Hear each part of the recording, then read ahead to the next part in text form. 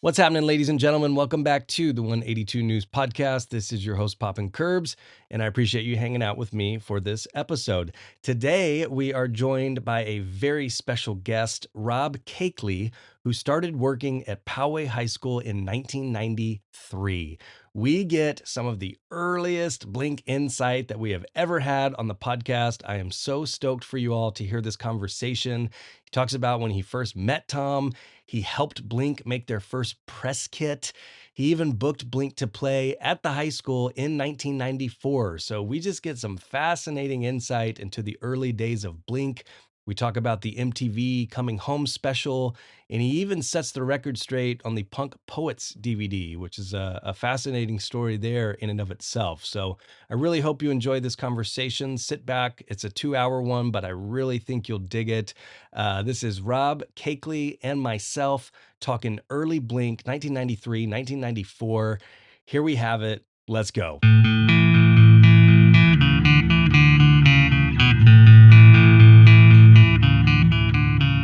All right, ladies and gentlemen, now joining us on the 182 News Podcast. I am so stoked for this interview. You are the earliest friend, kind of co-worker, leader of Blink at the time. Going back to 1993, 1994, you're the earliest person to know Blink that I've had on the podcast. So I'm so stoked for this. This is Rob Kaechele, former ASB director at Poway High, still works there in a film and audio type of position. Rob, what's happening, man? So stoked to have you on the pod. Yeah, stoked to be here. This is going to be fun. I love the opportunity to talk about these guys. I love them. I'm loyal to them. I'm proud of them. And yeah, I'd love to fill in a lot of gaps and talk about some stories that happened in the beginnings, and yeah, and talk shop. I'm a firm collector of vinyl and records, and so we've got some stuff to talk about when it comes to music and collectibles, but more importantly, some really crazy things that happened right at the very beginning of them playing. Yeah, it's really cool. And the way that you and I connected is actually pretty wild. You actually stumbled across my YouTube page, which is crazy, reached out to me, and then, gosh, we had like a 2-hour phone call just shooting the shit, talking about the early days of Blink. And it took about 20 minutes for you and I both to be like, I think we should do a podcast about this. Yeah. There's some good stories, man. There's some really good things happening here. You've got some good stories, and like I said, I've had people on. I've had Rick DeVoe on, who started late '94. I've had a good friend of mine, Davy Jones, who was a hardcore Blink fan from '95 onward. So I've got kind of those years covered, but I hadn't had anybody from that 1993, 1994 time period. And when I got Monkeys, isn't he? He's different Davy Jones. No, you know what's funny is that was David Bowie's original name too, by the way. Oh, he changed it because of the guy from the Monkeys. But anyway, go on. So this is what we're going to do the whole time. I did not know that. I learned so much talking to you, but it's cool because, you've got some stories here about the early days that no one has heard. And really a lot of folks from that time period just aren't around or don't come forward or whatever. So, when you said you were down to do the pod, I was like, man, this is going to be a special treat for us Blink nerds because you've got some early stories here. To tee us off, I want to get a little bit of background on how you ended up at Poway High as far as like a career choice. My understanding is you were in the music industry in some capacity. So kind of lead us into what you were doing before that and how you ended up at this role at Poway. Sure. Okay, cool. Yeah. So I went through college DJing a bunch. I was always a music collector, always really into music since I was a kid. And it was a big thing for me. And so going through high school and into college, I was working for record stores and like Tower Records and Licorice Pizza and a place called Record Shop and all kinds of really cool little record stores. And then I got a job doing work through Uni Distribution, which is Universal, and they own MCA Records, Geffen, GRP Jazz, MCA Nashville, Interscope. We did a lot of promotions and product push and point of purchase displays at all the record stores. So when you see all those little displays, or you used to, when you used to go into record stores and they had an artist displayed, people that worked with the label would set up like little I wouldn't say they were little. I would say they were like 3 by 3 foot section areas inside of a record store of flats and posters. And, like for Nirvana, we had like a hanging baby, aerial thing that kind of floated around the air, some cool stuff. So we'd get all that set up and point of purchase displays. And when we liked bands, when I was into a band, I would push them in San Diego, like the band Live, or the band Teenage Fan Club that was big in Canada, but they weren't big here. So it was like, oh, they're really nice guys. I'm going to make sure that they get a point of purchase display. And, we try to push a lot of extra product in a tower, right as soon as you walk in the door, there's a display right there. So, when a band is nice and cool, I always came from the background of I can't wait to push them. I can't wait to get behind them. And, I did that for a number of years through college. And then one of my last backstage passes that we worked was for Guns N' Roses. And I was like, ooh. Went south really quick. It wasn't a healthy one. And I had a story with some of my friends. I'm like, man, if I'm going to go forward in this industry, I'm going to end up working in LA, where I wasn't really happy to go. I wanted to stay in San Diego. And I was thinking, if I have kids 10 years down the road and I got to tell them the stories about what just happened at this backstage pass, like, this isn't going to be a healthy thing, like I just, so I love music and I love the capacity of it. And, and I was getting a little burnt out at the time because we were doing like Humphreys. We would do GRP jazz artists, and there was like four of them a week. And Humphreys is a local jazz venue, and so we were doing a lot of backstage passes and shows for GRP jazz artists, and there was like 4 a week. I was just like, oh man, I don't want to do this anymore. Like I want to work with bands that I love and music that I love, and working for a label, you basically have to spread it out amongst everything. So I was ready for a new occupation, and a close friend, this guy Brandon Staples, had an epiphany talk with me and said, why don't you be a teacher? And I'm like, I would have been the last guy you would have thought would go back to a high school, right? But it all made sense because, I had a psychology and marketing background, and I was like, I would love to do it if I was working with older students. And he said, go back to the high school you worked at. So I did, loved it, got into the music thing of it. And then a job opportunity came up at Poway High School when I was in the midst of going through the whole teaching credential thing. And it was an ASB director position, which is you're in charge of the entire school's culture and school activities and all the dances and the proms and, things to make students connect to a school. And you work with the leadership council of the school. So I'm like, wow, this could be really cool. This could be like the best hybrid of teaching and music and sociology and, affecting a community. Like, I was really excited about that whole idea. So interviewed numerous times, got the job. I was the youngest ASB director hired in any of the schools in San Diego, North County. I was 23 at the time, and, which was cool. But I went in with a theory of, students are disconnected a bit from school. Like, school is school, and that's how I felt. And music and life outside of school is just something else. And I was like, what if you could just bring all that together? How cool would that be, So one of the aspects of the many that we did was we wanted to bring bands to the school twice a month. So it would either be bigger bands in the quad or smaller bands in the little theater. And, we kind of kicked that off into gear. And this girl that was my ASB class president at the time, Anna Massengill, was really close friends with Tom. I don't know if romantically, but because I know he was dating his previous wife, and she was a cheerleader at Poway High School. But anyway, not my business. Right. He was really excited to have them play at Poway High School, and I was like, that's cool, but I've got like a box full of 12 cassettes of these other bands that were all excited to come and play. And I had a bunch of connections with artists from smaller labels that wanted to have high school gigs and things like that. And so I'm like, we could do this possibly, but let's get something from them. So she got a cassette from them, the Buddha cassette.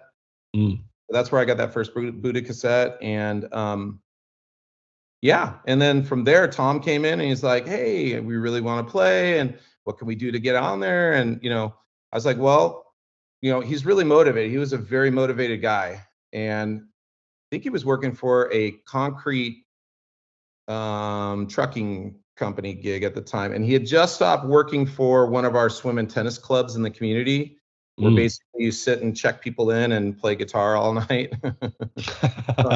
I'm sure he got some good practice on his guitar after a bit from doing that.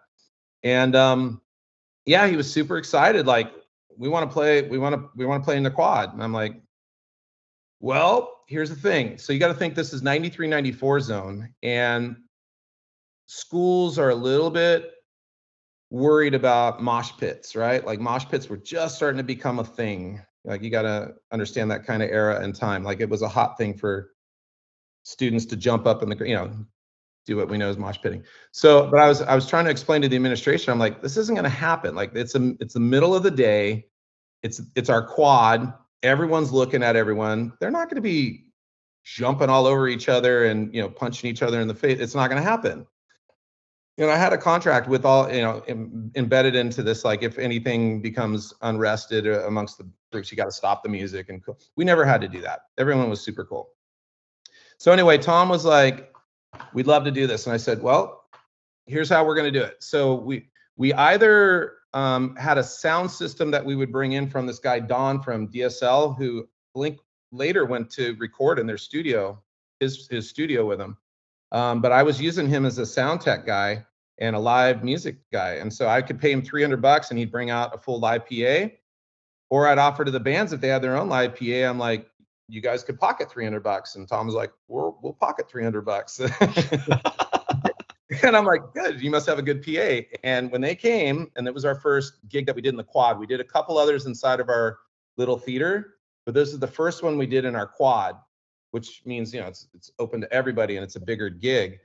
They didn't bring a live PA. They brought their amps and sang through his amp. And so that was brutal, because the drums were really loud and Mark's bass sounded pretty good, but Tom was just like, it was distorted through he's singing through his amp.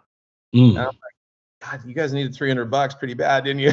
Yeah. So, and I'm trying to visualize, like, what's a quad? Like, I didn't have that at my school. Is this like an open room, a courtyard? Like, how big is it? So the last gig we did at Poway High Live was Mark was managing this band, River Phoenix, if you could see it. Nice poster. Yeah, and this ended up being their tour poster. So they played a gig in our quad where Mark was managing them. And the last gig I did as the ASB director in '99, River Phoenix comes and plays. And so they played in our quad, and then they ended up doing their tour posters in our quad. So that is our quad, and that's the background of our quad in the background. And then there's all kinds of small pictures down below it. Interesting. But they decided to do the tour. My students popped a funny picture of another girl right there, but it's funny. That's funny. Yeah, but it's our cheerleaders behind these guys, which was kind of comical. And yeah, the quad is just an open air little arena, which is really cool. Actually, it was really cool. Now it's all filled in, so it doesn't look like anything like it did before. It's just a big flat concrete area, but it used to be this kind of grassy knoll enclave, and then it had a natural stage up above, which was really cool. So timeline wise, when was this? I mean, you signed Blink to play at the quad, which is crazy. What I love about your podcast, dude, is you are particular about chronological order and time. And so here it is. I laminated a bunch of this stuff way back in the day. I probably shouldn't have, but so it's got a little gloss to it. But this is Tom filling out the band contract. Oh my gosh. Quad, which would be November 22, 94. Wow. So yeah, and Anna Massengill right there, that's her little signature right there. She was, at the time, my ASB class president. She was a class president. Man, that's crazy. So when you first met Tom, because again, you said I'm picky about chronological order and such. When did you start in 93? Like, did you start August 93? So it'd be August 93 to the year of 94. Okay. Yeah. So I'm just thinking about Tom. The story has it, Tom got kicked out of Poway in January 1992. So spring semester, He transfers to Rancho Bernardo. Legend has it he joins a group of friends that includes Ann Hoppus. Mark moves back around August 92, and I think Tom goes back to Poway then for the semester, and Blink is formed. So you're pretty early there. You're on they've got that next semester, 93, and then you're right there the semester after that, which is pretty wild. So when you first meet Tom and he walks into your office or whatever, was there anything like, did he stick out to you? Like, was he just a funny, goofy dude, or you could just tell that he was super like dead set on this band thing? Like, all these years later, thinking back, like, did you see something in him early on, or was he just another student? He wasn't goofy. He was straight up one of the nicest guys. He's such a nice guy. No, what I noticed right away, I noticed stupid things, actually. I noticed he had these really cool Levi's on, and he cuffed them just right. Like they were torn off or cut off at the bottom and then flipped up. And I'm like, dude, you got style. Like he had a cool style.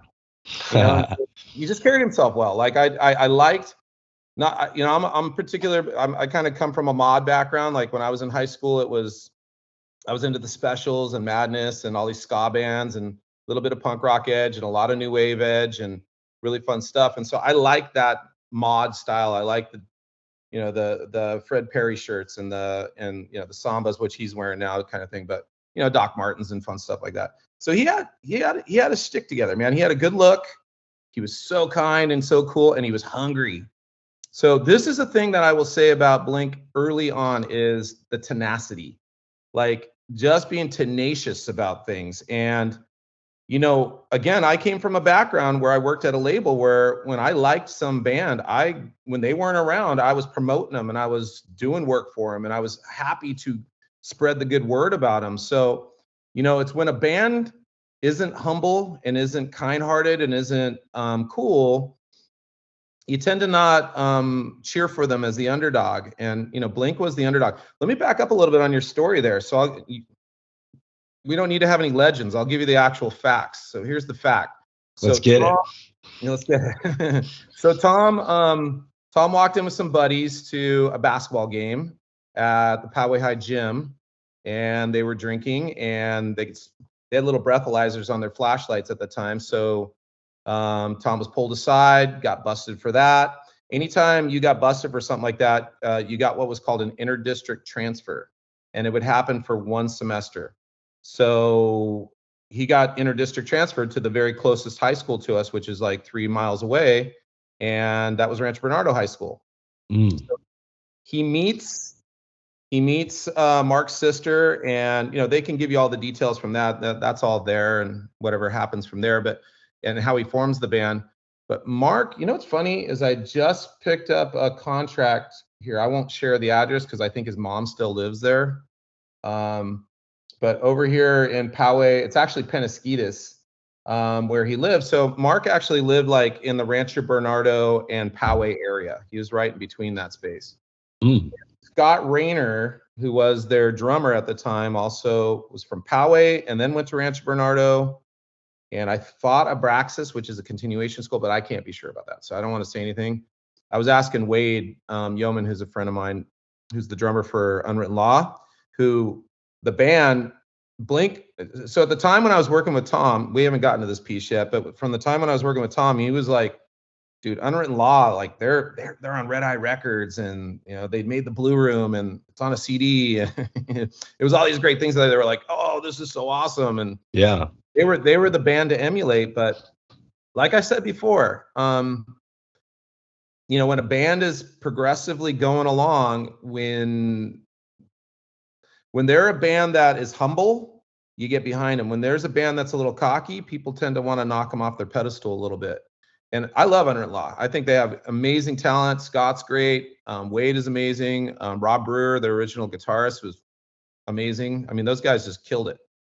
But they had a bit of the gangster vibe going on, and Blink didn't. Blink had the make fun of each other vibe going on, and so they were never building themselves higher than anybody around them, and it worked. I mean, it really worked well for them. Like, coming from a marketing perspective and a record label, I'm like, you guys got this down, man. Like, you're smart.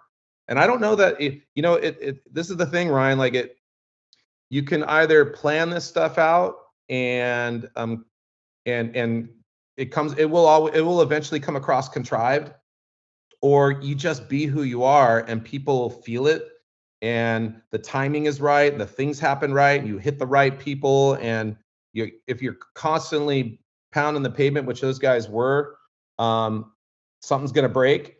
And it just, man, it's like the stars align. When the stars align, these things happen. But the stars can align and you're not in alignment, and it's not going to happen for you.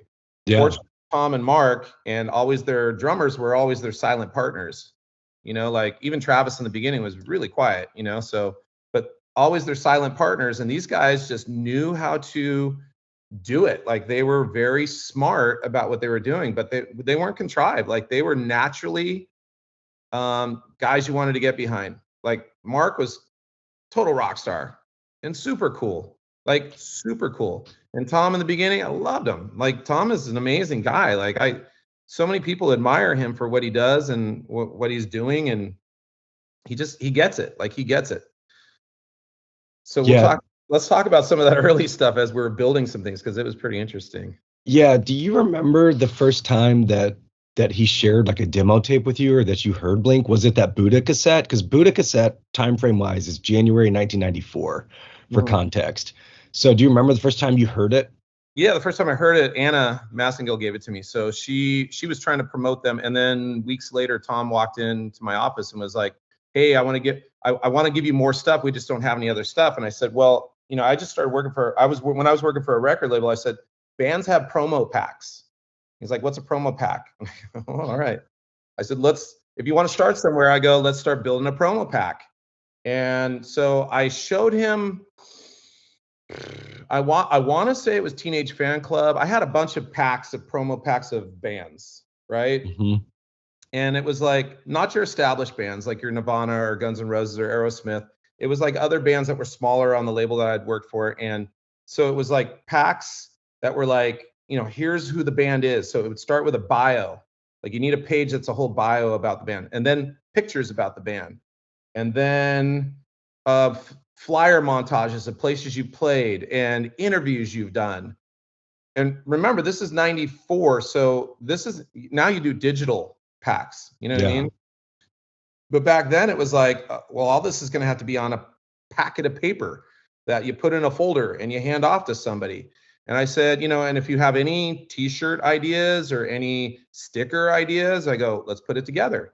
So literally for like the next 6 months, Tom was piecing it all together. And I want to say this is the first one. The only person that's going to be able to tell you different is Tom. So this was a handwritten bio of the band that Tom wrote up for me, because I was putting this together for him. This is pre-typewriter. That's crazy, dude. So at the top, it's got Tom's phone number, Mark's phone number, and their drummer at the time is Mike Kroll. So this is yeah, that tells me that's like late 94. So yeah, probably mid to late 94, you guys are working on that. That makes perfect sense. Yeah, it would be mid, because this would be June-ish, because this is before I had them playing our quad. So I'm helping them build this stuff. And performances, all these different bands that they perform with, the Muffs, the Vandals, Rust, No Use for a Name, Sprung Monkey, Face to Face, Guttermouth. Like, these were all cool San Diego edge punk bands, Yeah. And then I love this stuff. Like, you got to hear this. This is cool stuff. So it's Meaningless Propaganda, which would be their bio, right? Average draw to monthly shows is 230 to 300 people. Which is actually kind of solid, being a band for a year and a half, Really solid. And I tend to think he was exaggerating it a little bit, just kind of, but he's good. He's good. He's doing it at this time. And then it says 1,000 albums sold in 9 months locally in San Diego. Not bad. Signed 3-album contract to Cargo Records. CD being made right now, and one day might be finished. So that hadn't come out yet. Wow. This is great. We are not gay. He says this. I'm like, dude.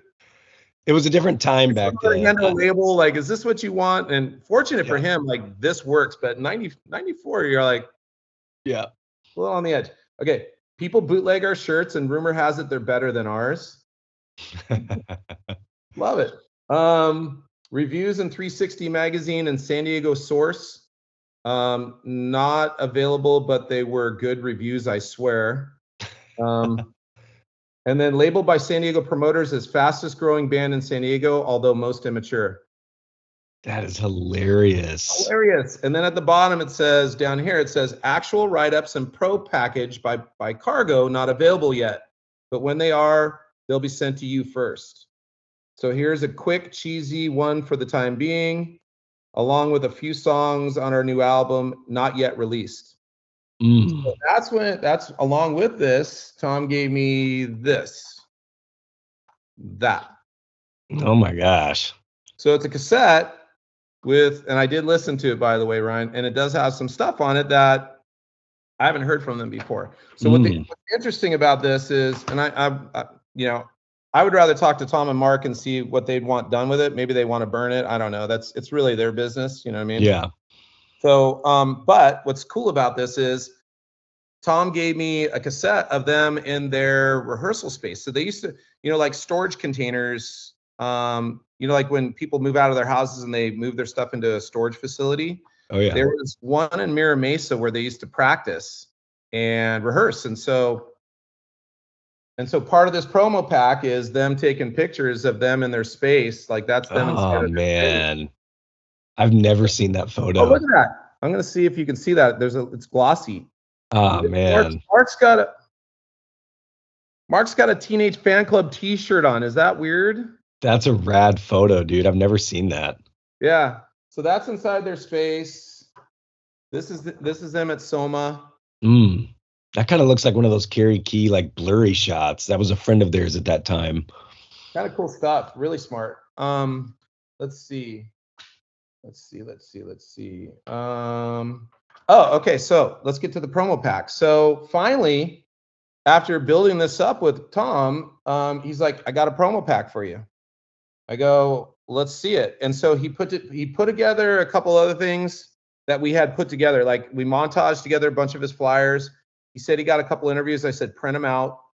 And then I gave him one of the promo packs that I had. And so he put it together, dude. And he called it Future Proctologists of America. No one has seen that, dude. That's amazing. This is great. Yeah, this is great. So this oh is my gosh. I had 2 or 3 of them, and I know I handed one off to my rep from MCA and Geffen. Like I had 2 key guys that I would hand stuff off to because they were like, what's the next hot band out of San Diego? I'm like, well, there's Blink, there's Unwritten Law, there was a couple other bands, ska bands that I was pushing at the time. So this is it. Dude, you're gonna love this. So it's like a Buddha. It was the Buddha promo thing going on. Look at this. Oh man, dude, that's like the most pristine early Blink sticker I've ever seen. Still stuck in there. And it was like the promo about Cheshire Cat. And then it's interview with Mark at Denny's, transcribed. Wow. Got a bunch of Denny's interview stuff, more interview stuff, more interview stuff. Oh, check this out. So this is an early sticker idea. It's the Cheshire Cat Blink. Oh my gosh, like with Alice in Wonderland theme. Yeah. That had to be Mark. That had to be Mark.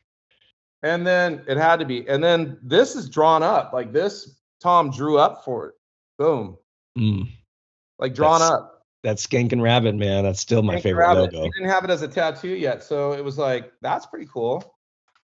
That same cassette thing going on. Or a sticker. Oh, now here's the trippy part. I want to say, and again, no one's going to be able to tell you this except for Tom or Mark, but I want to say this was their first sticker concept. Let me get this mess together. Oh man, that's crazy. That is super primitive looking.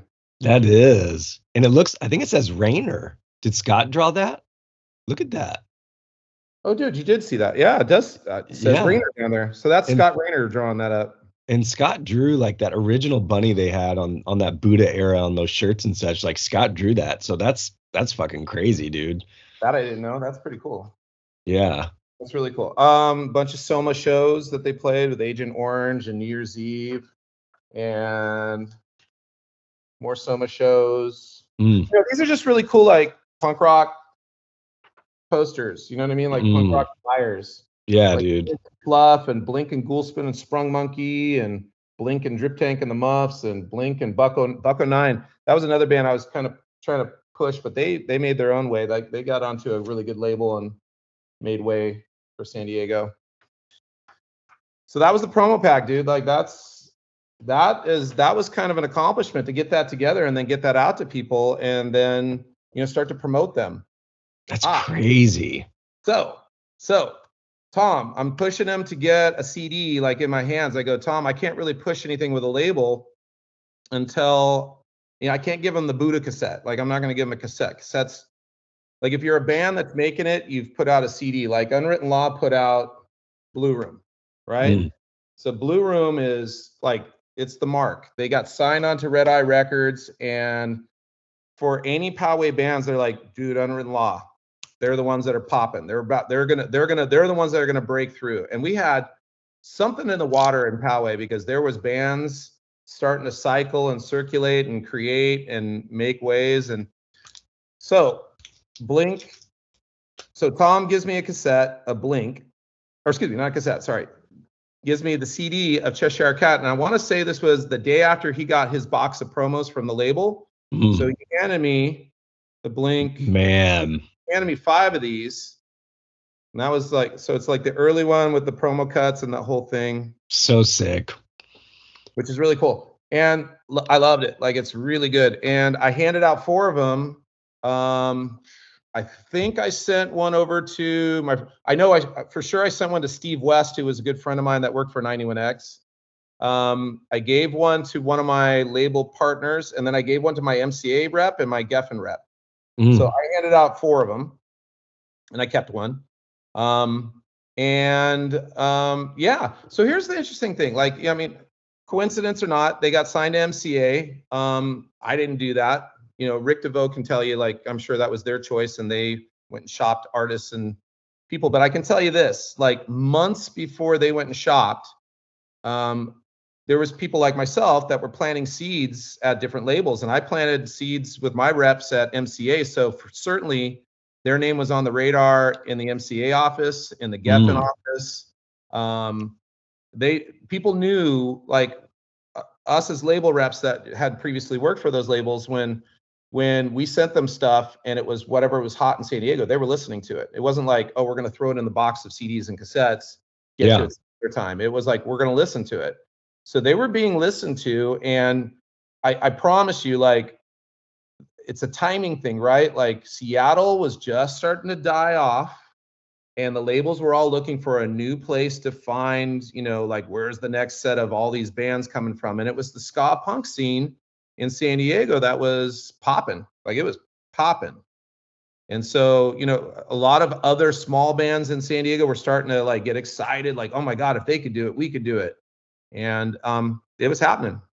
When you heard that Buddha cassette, you know, did you hear something special? I mean, obviously you've been around music. You're a seasoned vet with tons of rad bands. Did you hear something special, as gnarly and as raw as that tape is? And it's a demo. To this day, they still call it that. But did they stick out to you at that point? No. Not at all? No. And the crazy thing is I had a box full of other, you know, like 12 other bands and cassettes and things going on. You know, like we had Blacksmith Union, and but they weren't punk rock. And we had just a bunch of other band cassettes that were going on, and I'm like, they're good, and it's like this, but I mean, there was a few tracks on there that I thought I liked a lot, and of course, I was listening to the students that were in my ASB council, and they were excited about Blink. They were also excited about. There was another band that was local from Poway High School called Open Fast, and they were kind of like the competing band with Blink. Like Open Fast would play at some shows at Soma with Blink, and they were kind of in competition a little bit, you know, like kind of pushing it. Later, Open Fast ended up being Area 51, and Area 51 blew up really good. So did Pivot. Pivot was another one of those bands, and Chris Lewis, who's now in Unwritten Law, the guitarist for Unwritten Law, was in Pivot. I had all these guys. Let me see if I found this stuff the other day. Like when I had these bands playing our quad, we would also we had what was called a DAT recorder. So I wish I would have done this for Blink, but I wasn't prepared for this at that time because they were our first band. But soon after, I'm like, man, we're getting a lot of really cool bands. We should be recording all this. So like Pivot came out with their CD, right? We ended up doing this is funny. We ended up doing Pivot at Poway High School, and we made it a live set. We called it Sausage Party. You know why? Because they did the senior breakfast and we served sausages. So they thought it'd be funny to be like, oh my gosh. Party. Yeah. So when they play at the Quad though, so I mean you get Buddha early 94. It's okay, but it doesn't stick out. They play the Quad November 94. At that point, you know, with as shitty as their live performance was, don't even have a PA. But was there still something special or just unique about them at that time that just made them stick out? They were rising to the surface for sure, like quickly. People were getting behind them. People were excited about them. Eminem was coming out. Like there was tracks that were coming out that people were buzzing about. What's funny is like on that cassette, there was a song called Toast and Bananas. Yeah. And Anna's like, I think that song's about me because I'm Anna Banana. And I'm like, it's kind of cool, you know? And then there was the legend of My Pet Sally, right? Yeah, with like the lady who worked there.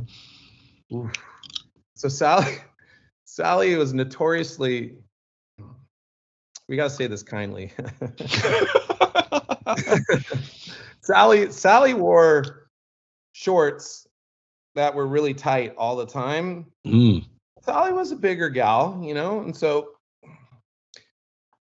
depending upon what angle you came up at Sally, you got kind of an interesting shot of Sally. And so she made an impression that I can understand why the song may have gotten him impressed.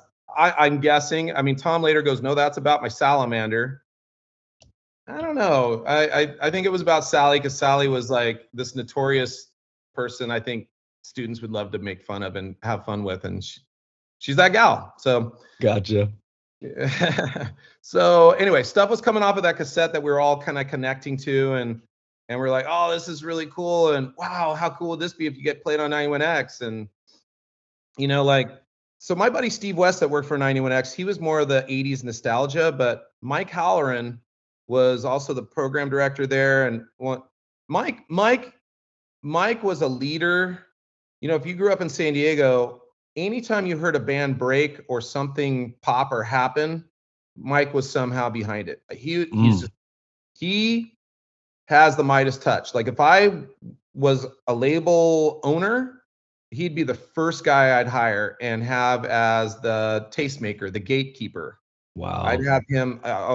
There's no doubt in my mind the guy has magical touch and he lives and breathes music, and there's no one else like him. My hat's off to him because I think with his energy and his excitement about San Diego pride and getting behind Blink, he was one of the first to pop them and bust them and get behind them. And you know, he had an opportunity to bust a lot of bands. Like he could have busted Unwritten Law, and Unwritten Law never got that window of light that Blink ended up getting. Yeah, when I had Rick DeVoe on the pod, he said that Mike Halloran like broke Blink on 91X with that Eminem song. Like just gave so much love to him and was so appreciative of him doing that. Like just a fucking legend. Well, and this is pre Damn It. So like if you're gonna play any of those bands, usually those bands go on local only shows that happen on like Sunday night at midnight, you know, like hard to, you're not getting the exposure, but he's playing them in prime time. I'm like, what? Yeah. Like something's happening here. And I'm promising you, like, it's also this energy of all the labels buzzing San Diego for new acts, and the radio stations work hand in hand with the labels and get buzz behind them. And so all of this stuff is happening. It's synergetic. It's happening. Like it's popping. And these guys are just moving right along and doing what they do. And it's pretty amazing to watch like how the energy started to move. And then as soon as MTV got a hold of these guys and the video popped out, I can't remember what video it was, but as soon as that popped, boom. Yeah. It's night and day. I saw the same thing happen for Nirvana when we had Nirvana on our label. And I had that album to promote and get behind. And we were like, wow, this is a killer album.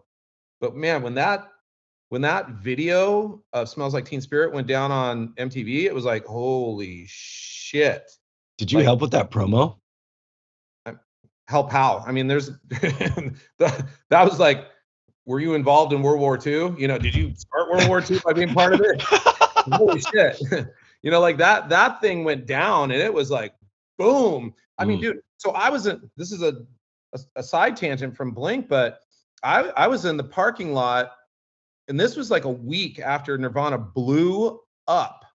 And we were promoting the concert.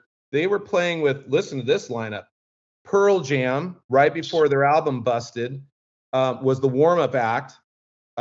Nirvana, actually before all of them, I think Live, the band Live was on before them. I can't remember. But anyway, it was Pearl Jam, Nirvana, Red Hot Chili Peppers. Oh my God. Holy shit. What an amazing show. And I had all these posters of Nirvana. They did a spoof promo poster of all three of them floating in the pool, like the little kid does, naked, but they weren't naked. But it's all three of them floating in the pool, like in a similar fashion. And I was just handing those things out left and right, like all out in the parking lot, just going, yeah, this is so awesome. People were going nuts. Wow. I mean, it was mayhem. So when a band, when the lid gets lifted and the vacuum goes and it blows up, you're like, wow, this is going to be their 15 minutes of fame. This is going to blow up. And of course, Nirvana just kept going with it, and Blink has kept going with it. They kept their head. They know what they're doing, man. They knew how to do it and kept doing it. So Cheshire Cat, I mean, it drops 3 months after you had him in the quad, which is wild. So when Tom hands you that CD, you know, compared to Buddha, were you like, oh shit, like they've got a CD, this is next level shit, this is way catchier, like they're really honing in on this? Oh yeah. Like, how'd you feel about it when you heard Cheshire Cat for the first time? I was super excited. So Carousel was a mind blower. That was a rock and roll track. I mean, that was super punk rock. M&M's, everyone was behind that. Yeah, and a bunch of others on here. They were just Benoit balls. I mean, it depends. Like they had the best. They had the best pokes at everything. And the dude on the back, it's like, that's messed up. They don't care, you know. And like, who would pick a cat for the front? Like in Cheshire Cat, I'm actually curious. Like, how did they come up with that?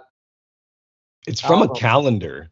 So that cat picture is from a calendar that I think Tom saw at work or something, and they modified it just enough to like not get sued. Basically, like it's photoshopped, obviously the eyes and such. Yeah. Wow, it's just, but why pick the cat? I don't know. So that was so weird. I mean, I get the Dude Ranch album cover, which is hilarious. Like when you look at that and you look at those guys in the back and the front and all that stuff, it's like, that's them. That's them being just so goofy. And I'm like, oh, that's perfect. You know what I mean? But yeah, what a follow-up. I want to hit on like Mark and Scott real quick. You know, was Scott there when you were there? You know, he's a few years behind. There's still confusion on when he was at Poway, when he was at RB. Like, did you have much interaction with Scott? Not really. Really, I had interaction with Mark much more so later, and Tom completely in the beginning. I gotcha. Yeah, Scott, like I said, like their drummers were always quiet.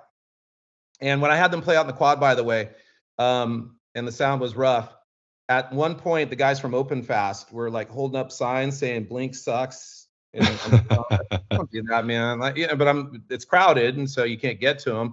And at one point, Scott busts up from the drums in between a song and was like, like, dude, you can't do that at high school. Like, I'm trying to make this happen like as much as possible. If you do this stuff, then they're going to be like, you can't do this at the high school. So I'm like, you know, we're trying to find the happy medium, go down. And so, you know, again, Scott wasn't making all the best decisions. He's a nice guy. He was really cool.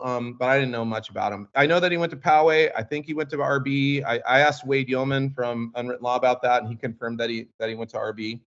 So Wade would know, because Wade started Unwritten Law, and Wade's a very proud Powegian. You know, still lives here in the area and is such a sweet guy and such a super nice guy. But he's legit punk rock. Like he legitimately, like he's involved in that band that I had record at our school. I'm jumping forward right now, but as of current, we have a recording studio at Poway High School, the only one of its kind in San Diego or North County. So I got loads of grant money. We invested it into a 5-room recording studio and full Toft recording board, analog recording board with Neve preamps and all kinds of great gear. And we had Eric Wilson from Sublime and Wade started a new band called Spray Allen, and so they came and recorded in our studio, and we recorded music for them, and they're pretty awesome. So how did I get to that with Wade? Talking about just Scott. Yeah. No. So yeah, with Scott and his happenings, the only thing I would hear about Scott is from Tom. Like at a later point, I was doing winter tours with a company called SWAT, Summer Winter Action Tours, and I was DJing for them. I was DJing some of these things and bringing students out for the ski tours and things like that. And they were asking me for bookings for bands and things like that. So at one point, God, I had Unwritten Law play. I had the guys from Pivot play. I've had all the local San Diego Poway bands play. I had Blink, but the Blink played with Goldfinger and God, who was Real Big Fish. And so when Tom got there and he was there, he was like, "Oh my God, Rob, you're there." So he gave me this, he's like, "Pick something out from our swag." And I'm like, "Really? Cool." And I think I grabbed like the most expensive item there. I was like, "Oh, that jacket." It was like that all-weather sweatshirt jacket thing. He's like, "Okay." It's hilarious. I still remember that. You know how you remember stupid, weird things? I still remember playing over the PA. I think it was a band named The Eels, and it was a song called Novocaine for the Soul. And that song, Before I Sputter Out. And I remember that song popping on, and Mark comes over and he's like singing it, and he's all into it. He's like, "Isn't this the greatest song you ever heard?" I'm like, "Yeah, that's kind of cool." Hilarious. Yeah, I love those guys, man. Like they're just personalities. You just want to love them. Yeah, and so I mean, so Cheshire Cat's out. They have to go through a name change, which is kind of funny. Do you remember hearing much about that as far as like chatter at the school or like adding the 182 or anything about that? I'm just curious. So coming from a record label background, I know marketing is a really smart thing. And I also did a lot of interviews for KNSD. And so we did some stuff where we interviewed bands. I interviewed Billy Idol. I interviewed a bunch of other artists. And here's what I did and didn't like about interview people. I didn't like it when they asked the same cliche things like, "Where did you get your band name?" And, where you're from Poway, how come? It's like, what kind of question is that? You know what I mean? Some silly stuff. And I'm sure these guys got super tired of it after a while. But early on, so I found this out of a press kit. Geez, how do we present this? Let's set this up a little bit. So Blink, obviously, I thought, this is what I heard from Tom at one point. Mark was working out of Warehouse Records right over here in Rancho Bernardo. And I thought Tom had told me that a CD had come in from a band named Blink. It was an electronic act named Blink. And I think they claimed that they were from Ireland. I thought they were from Sweden or something like that, but I guess it's Ireland. And they realized, we're going to have to change our name if we're going to get signed to a label because, there's going to be some problems with that.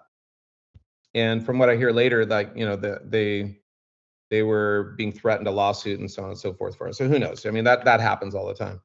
So they had to change their name. And so at one point, Tom had come to me and said, "Yeah, we were going to be like Blink Punk Rock. We're going to be Blink blah, blah." He named off a bunch of stuff because the name Blink was very classic for that era because bands were naming themselves like Bush, like it was a simple one-word phrase. It was really catchy. And there was a lot of bands doing that. And they had a catchy name, Blink. It was genius. So to add something to it was like, but then to change your name is to lose the momentum that you got, So they had to add something to it. And what Tom had told me, he said, Mark was watching Scarface, and the amount of times that Al Pacino says the F-bomb in it is 182 times. So that's how they got the 182. And I had heard ever since then a million different things. And people go, where do they get their name from? And I go, well, where do you think they got it from? And well, I think it's the 18 and the 2, and it's the R and the B. And I go, from Poway. So no, but you can think what you want, and so go for that. But I think it's like a bunch of silly things, right? But then everybody was like questioning it. I'm like, no, it's the amount of times Al Pacino says the F-bomb in Scarface. So I found an electronic press kit from them. This is great. We are going to affirm it and put it to rest and stick a gravestone in it right now. Here it is. You ready for this? Listen to this. Let's hear it. The name Blink-182 comes from San Diego. We were just called Blink for a long time. And then we changed it. There was another band called Blink from Ireland. And so we added the 182 because it's the number of times that Al Pacino says in the movie Scarface. There you go. So that's what Tom telling me straight up. Yeah, and I heard Tom tell me that straight up too before. And it's like one of those things that just kind of passes by, and you just go, well, do I want to keep telling it, or is it my place to tell people it? It's what I mean? It's like I don't want to. It's like knowing a magician and he shared with you his magic, and it's like, you don't want to start telling the world like, well, this is their magic trick. You know what I mean? Right. Yeah, it's interesting that that's what Tom told you. I had heard that in the past at some point, and I think with the interviewers, like you said, they got so sick of being asked about it. I think they just started fucking with people and just coming up with random answers. But what needs to happen? I need to watch Scarface, and I'll just have a little notepad, and I'm going to count every single time they say fuck. We can rule that out, in or out, very quickly. If it's 182, that'd be crazy. Well, then that's accurate. Or maybe Mark miscounted. Who knows? You never know what the deal is. If it's in the ballpark. It's kind of like playing the Wizard of Oz and playing Pink Floyd's Dark Side of the Moon to it and making that magical sound score match. Like it's legend, and then you got to try it out for yourself and check it. So I did record a little something just because I thought, well, this is gonna be a fun little thing to play. So in 2001, along with my theory that a band is gonna get tired, and they're also gonna get smart about creating kind of urban legends about their name and about other things, but they're also gonna get tired of being asked the same question. I'm certain that once they toured Europe, every Italian and Spanish and English, they all probably asked the same thing. Where did you get your name from? So they're probably like, oh. But, and what if we stop telling people it, and then they're just satisfied with it and they move on past us, right? What if they start buzzing and talking about us? I think they're smart. I think they're very smart about this. So at one point, this is after they got on MTV and the gates open and the world blew up for them, and they were on the Billboard Awards. And so I recorded a little snippet of this, 40 seconds worth, which shows where they're at now and what they say now, right? Talk about how you created the name of your group. Okay. Talk about it. I remember. Don't you? No. Okay.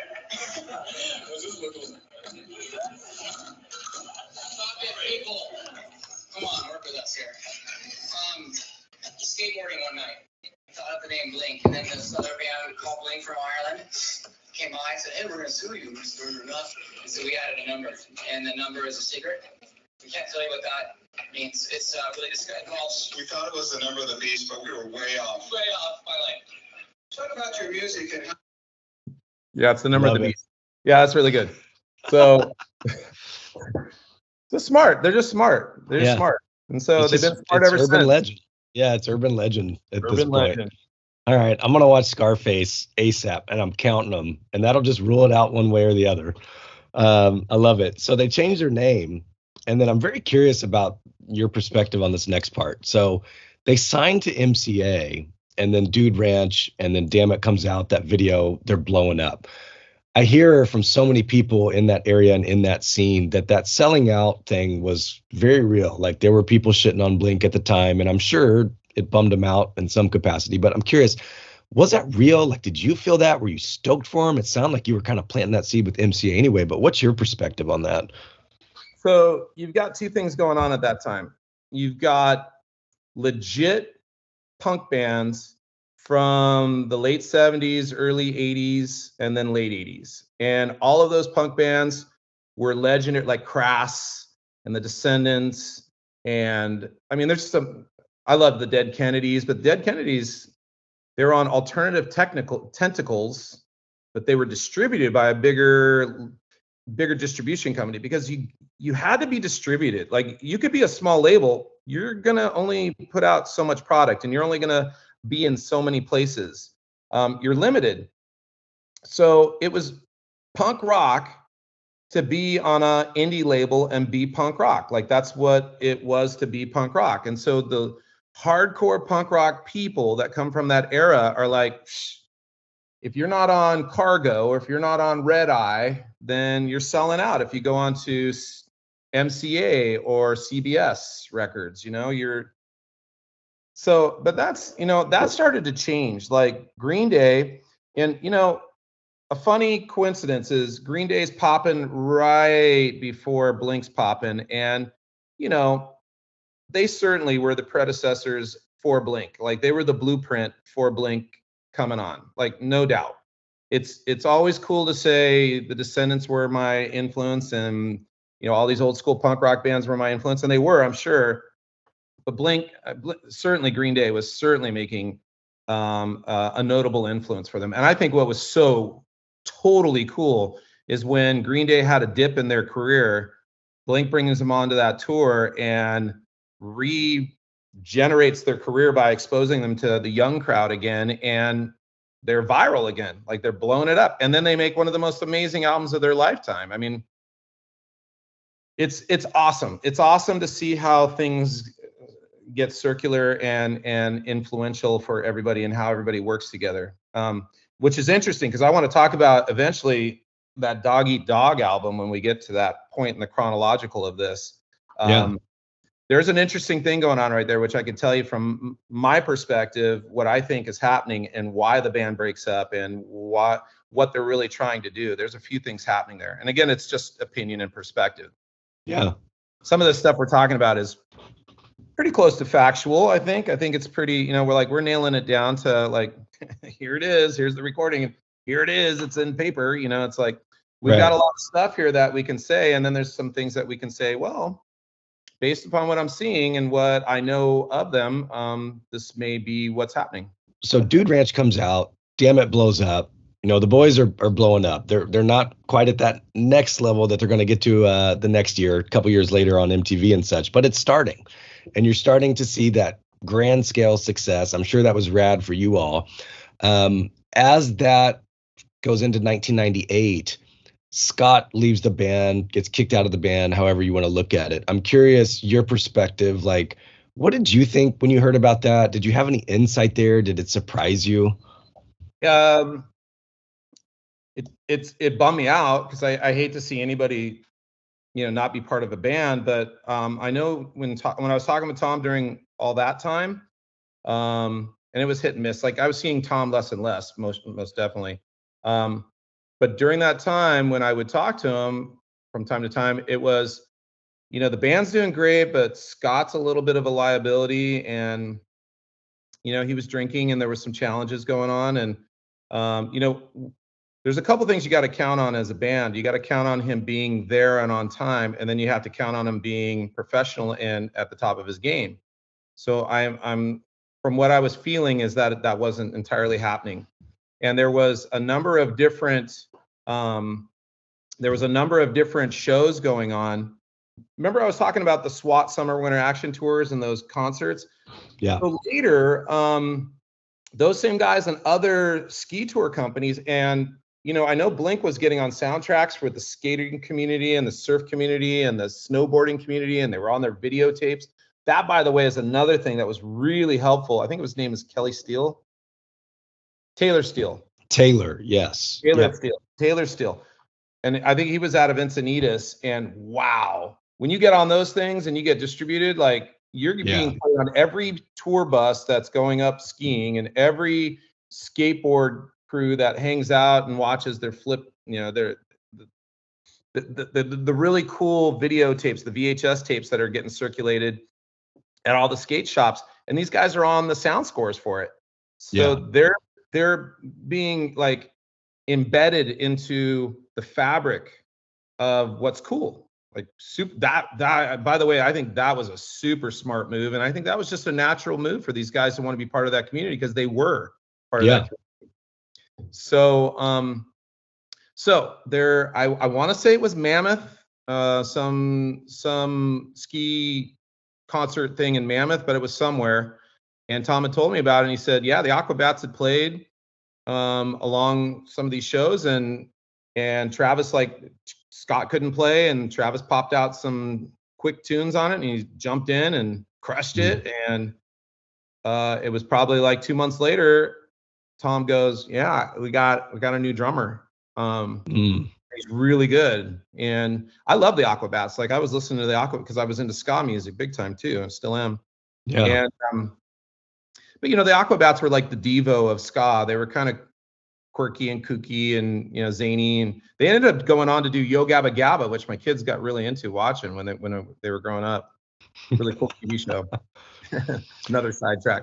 But man, what a cool gig. Anyway, so Travis is now part of Blink, and yeah, man, that guy just brought a whole nother caliber to the band, which, you know, I mean, part of the running joke for some of the community of people were like, well, these guys certainly are fun to watch, but they're not really great musicians.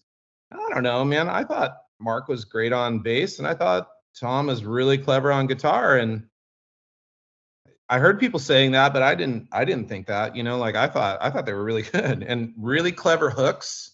Yeah. Really smart. Like, pop punk was the thing. Oh, so here's the kitsch that's happening. And you were talking about the sellout concept. Okay, so you have the old school punk rock community, and I think they're the ones that are talking about, oh, they're selling out. That's a small community.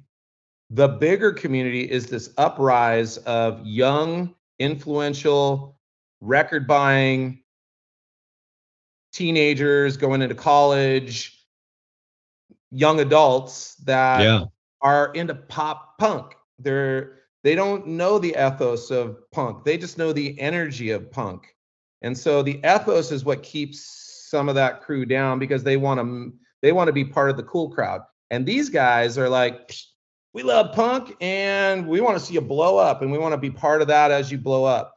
And I think Blink was smart enough to let that other community know, hey, we fully respect you.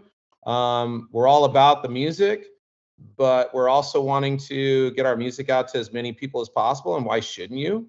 Yeah. So good for them, man. I could not be more stoked for another group along the way. Like I said, like, they constantly, for me, were the underdogs. And I was so excited to constantly see them win the next battle, the next battle, and the next battle, the next thing. And to me, it was like watching them was like watching a stand-up comedian. You know what I mean? Like, what's the next joke? What's the next thing? What's the next thing? And it was just, they're fun to follow. I follow them to this day. Like, I still am excited about them. Yeah, some really cool things have happened for them along the way. Yeah. At what point during this rise did you think, like, man, they're gonna fucking blow up?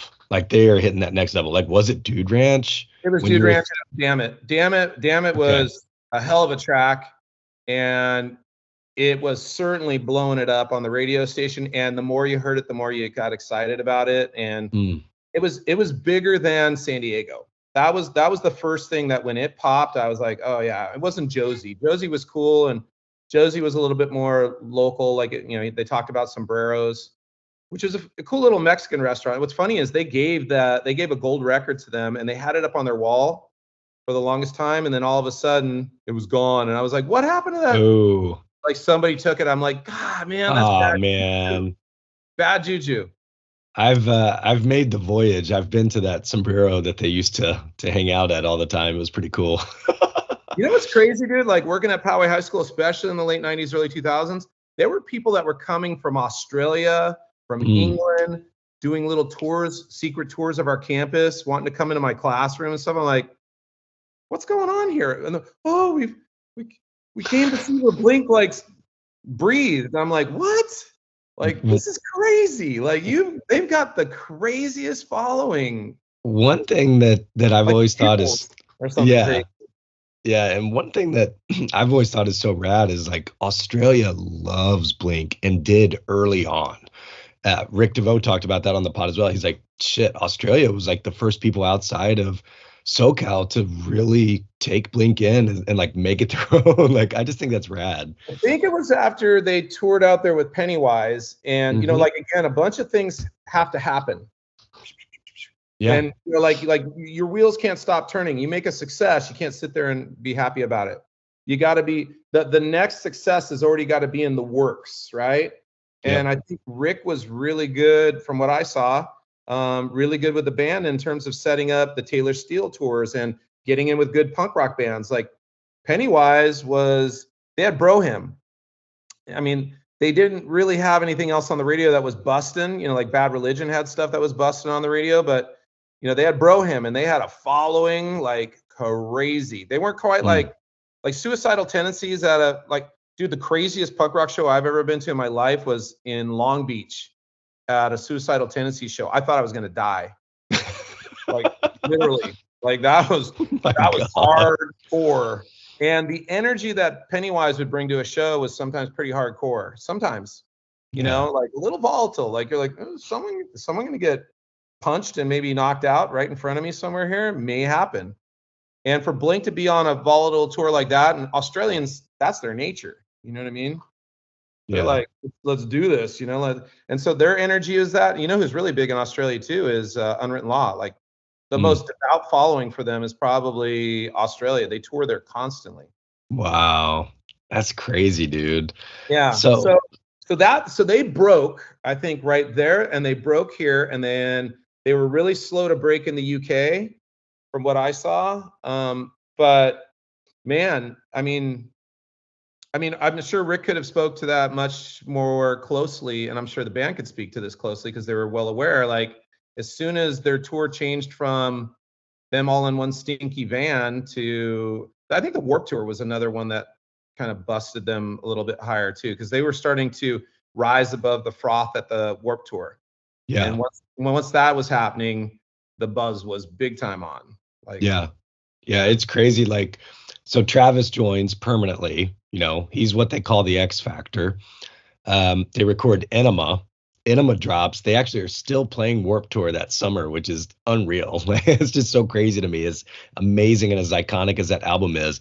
And then their lives are about to fucking change like crazy. So when that drops and it's MTV, What's My Age Again, All the Small Things. I mean, they are the pop punk band, one of the biggest bands in the world. It's the Naked Factor too. They were like, yeah, we'll get naked. They're like known as the Naked Factor band. I'm like, holy shit! Like, how many more things can you guys do? It was like watching Madonna do her tricks all the way through the 80s and 90s. I was like, oh, that woman's gonna do something new that everyone's gonna buzz about. And I'm like, yeah, okay, Blink is doing it. Like they're doing it. They're doing such smart stuff, but it's them. So people recognize it as not contrived. They recognize it as, it's part of their nature. It's part of who they are, So when they blow up like that and they get to that level, what are you thinking? What are your students thinking? Like, is there a sense of pride around Tom and being from Poway at that time that you could see? Like, how was it? Ooh, so here's one that happened. This is interesting. So the buzz is happening about them. They are hot on, and they're getting all kinds of all kinds of attention from MTV, and MTV's like taking them on as the new, like the boy band thing is starting to push out, and this kind of thing is starting to push in, and so that energy is moving. And then all of a sudden, I get a call from a woman that works for MTV, and Leola Westbrook, this woman. Like this little deal. I keep all this stuff because I had folders of stuff. And I actually hadn't seen it in years until we started talking. I'm like, I know I got that somewhere in some filing cabinet. That's awesome. Yeah, here it is. So the MTV thing happened. So they do a show called Coming Home.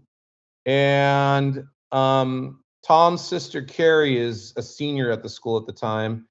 And so Tom's going to come and invite her. They were actually talking to me about the idea of like, hey, what if we have a concert in your quad?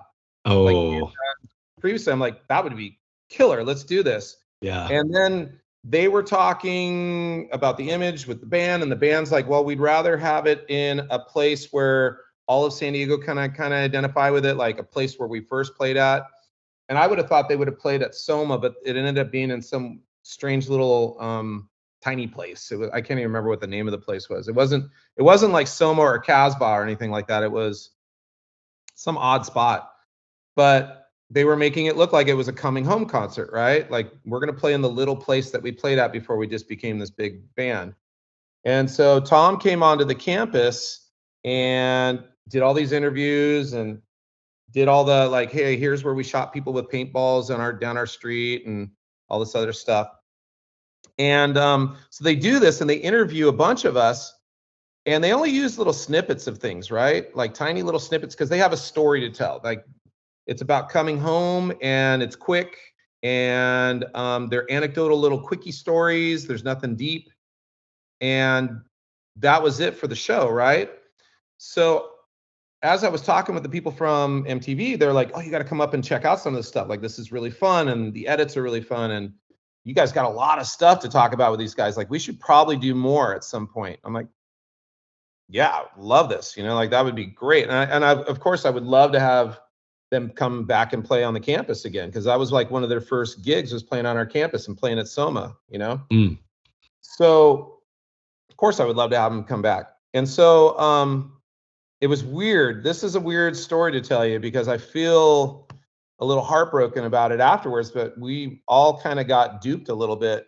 So the crew that worked for MTV contacts us like 3-4 months later, and they're like, hey, we're going to do a documentary about the band, so we'd love to come and do more in-depth interviews. I'm like, oh my God, this would be amazing. So let's do this.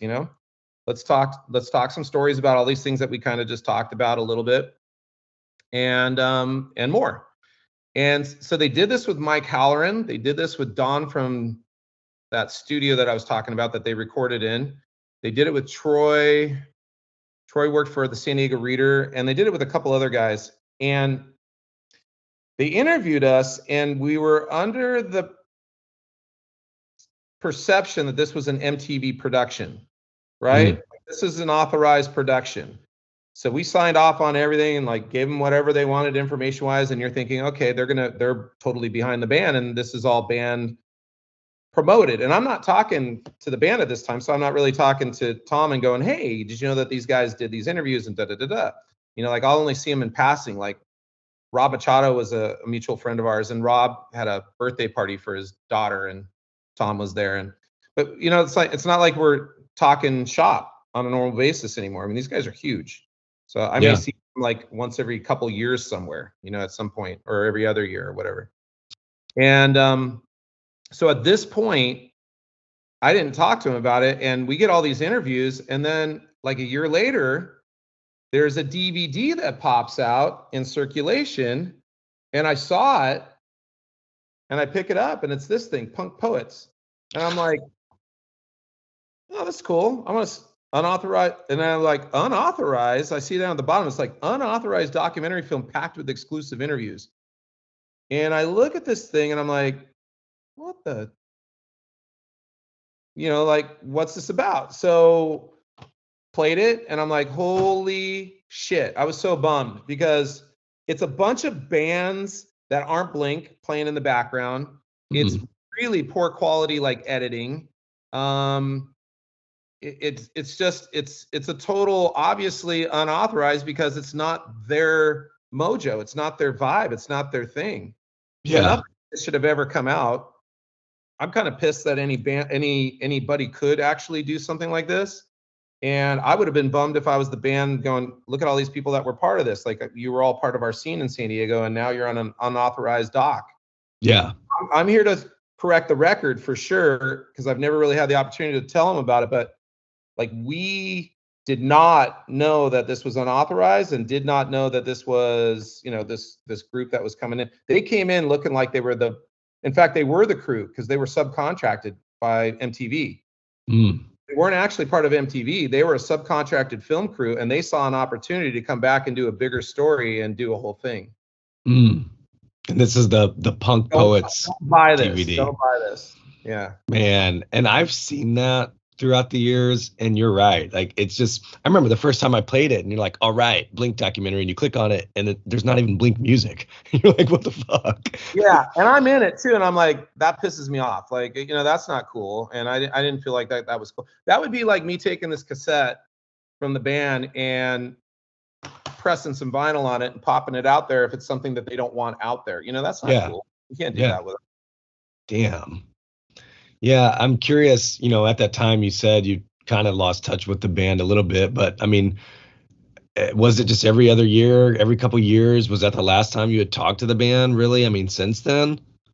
They were living on a whole nother planet at this point. Like it's crazy. You know what I mean? Yeah. Like you'll see. Here's a couple things. Okay, so right before they busted MTV Style, the Mark, I just found this packet. Let me grab it here. Where is it? Oh, there it is. Mark is managing a band named River Phoenix, right? So they're on Drive Through Records, and they got this really cool promo thing. Nice. It's early, right? And it's like management, Mark Hoppus. So Mark's living at his mom's and managing the band and doing everything right out of his bedroom, I'm sure, because this is the days of fax machines, right? So we're faxing stuff back and forth to each other, and he wants to get River Phoenix to play in our quad because it was a legendary thing to do. Like at this point, we're having loads of bands. Oh my God, I totally forgot about this one thing. Let's back up. Early. I had this concept. I was like, let's do a Poway Palooza. Let's get a bunch of bands to play at the end of the school year in our stadium and make it a big show, make it like a festival show. And Tom's like, we want to headline that. I'm like, well, it would be great if we could get Unwritten Law to headline it. And he's like, let me talk to him. And then he talked to them and he's like, yeah, they can't do a show announced because they have a contract with Soma. Like if you play within 2 months, I think ish, of a gig that you have booked at Soma, you can't play anywhere else in San Diego within 100 miles or something like that. Something like that. So I was like, man, if we're going to take the risk, we did it under the moniker. This is how I got it passed by the school board, by the way. We did it under Amnesty International. We had an Amnesty International club.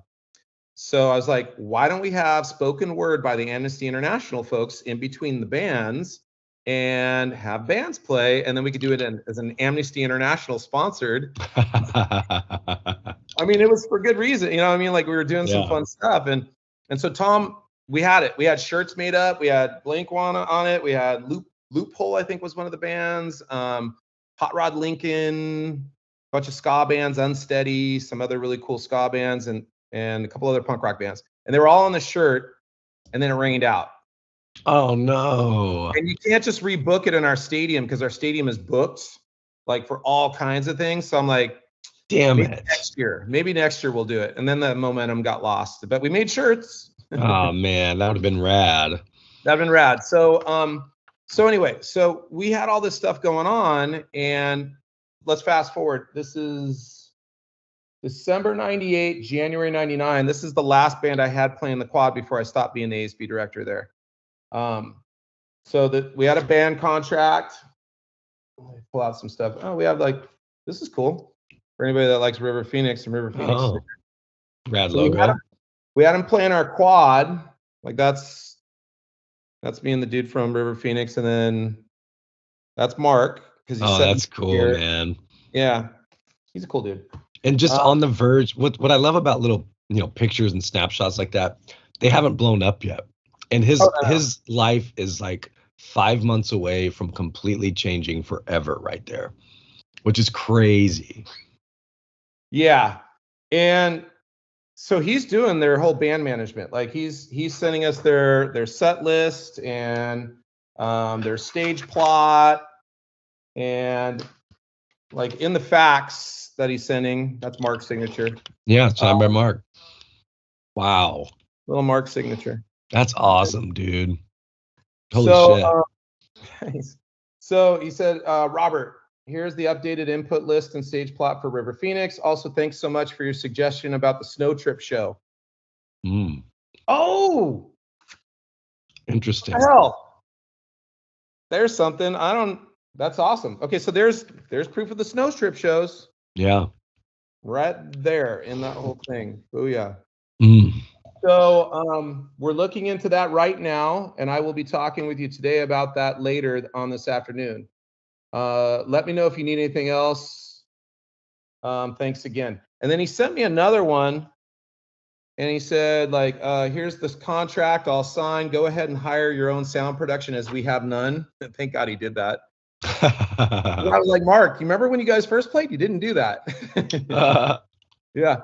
And then so he said, thanks so much. I will talk to you soon. Oh, and I know of another band that you should check out if possible for a lunch show. They're called the Deviates, and they're from Hermosa Beach. I have a CD. I'll send you later. Check it out. And we actually ended up having the Deviates play in our we used to do these little promos in K99. So we had them in K99. So River Phoenix was the last in our quad, and the Deviates were the last in our little theater. Yeah, so on the fax is like his address, right? Like he was faxing stuff from his home address, which I think his mom still lives there, so I don't want to show that address because that would be weird for people that are like really crazy about it. But you know, it's so rad that he's just so homegrown about it. Like he was busy playing video games and you know his band, and then making these guys pop. And you know, then they finally got signed to a bigger deal and had to change their name to Phoenix TX because the River Phoenix group was like, can't have that name. Right, right. Oh, so here's what I was going to get to. This is awesome. This is a segue. So, two guys, Rick Savage and Chris Georgian. Mm-hmm. Okay. So both of these guys are in my ASB class. They're both students of mine. So let me tell you about Rick. Rick is a huge promoter and lover of Green Day and everything punk rock and all the local Poway punk bands. And he would be an amazing guy to talk to because he then went on to be a 91X DJ, K-Rock DJ. He worked at Apple Music. He did the first, like the not Vimeo, but Vine? Vivo. Oh. You know, like when bands started, you know, because there was like a video in circulation from my account and someone else's account and someone else's account of a Blink, all the small things, and some of them are low grade and they're getting wrong numbers. And so Vivo came in and said, we're getting rid of everyone's everything and we're going to put out the only one from the band and regulate it, and then they're going to get monetary, you know, funding back on it, you know, that whole thing.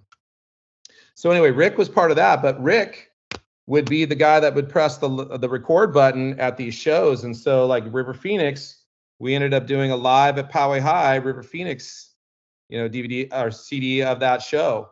Damn. Like on the back, it's like, why do we have Phoebe Cates? Oh, they had a song called Phoebe Cates. So there was a Phoebe Cates picture we put in there. And then if you could see this, oh man, it's got a lot of glare. Let's see if I can pop this out. This is really hilarious. So Rick would be the one recording this stuff. And can you see all that? It's tough, but I can make it out a little bit. Yeah, so that's the band and that's all of us. Oh, that's funny. That's Mark in the glasses. Oh, wow. And that's me doing a chagrin. Silly. That's crazy. That'd be a cool picture to post like on the pod Instagram. Well, I'll get it to you somehow. We got probably a better quality copy than that one, which is funny. So Rick would do these recordings, and he started, you know, I got him a job working with this guy Ephraim Nunez, who was like Pro Sounds, and so he was local DJing and, you know, getting his chops going and getting really excited about the industry. And I'm proud of Rick. Like he's gone on to be really successful and do really cool things, and he did some stuff with Blink.